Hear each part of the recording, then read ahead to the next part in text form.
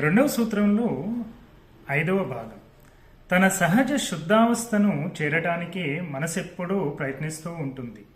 అయితే ఇంద్రియాలు మాత్రం మనస్సును బయటికి లాగుతూ ఉంటాయి.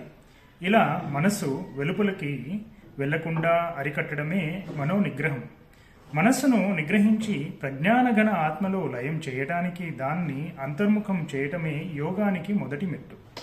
మనోనిగ్రహానికి ఇదే సరైన దారి. క్రిమి కీటకాలు మొదలు పశుపక్షాదుల దాకా అన్ని జంతువుల్లోనూ మనోవ్యాపారం కనిపిస్తూ ఉంటుంది. మనిషిలో మాత్రమే మనసు బుద్ధి రూపాన్ని ధరిస్తుంది. చిత్తం బుద్ధి రూపం పొందాలి. అప్పుడే నివృత్తి మార్గం అవలంబించడం సాధ్యమవుతుంది. అనేక సాధనలు చేసిన తర్వాత ఆత్మ ముక్తి పొందటానికి వీలవుతుంది. ఆవు, కుక్క మొదలైన జంతువులకు మనసుంది నిజమే, కానీ వాటి మనసు బుద్ధి అనే రూపాన్ని పొందలేదు. కాబట్టి సత్వరం ముక్తి పొందటం వాటికి సాధ్యం కాదు. Thank you.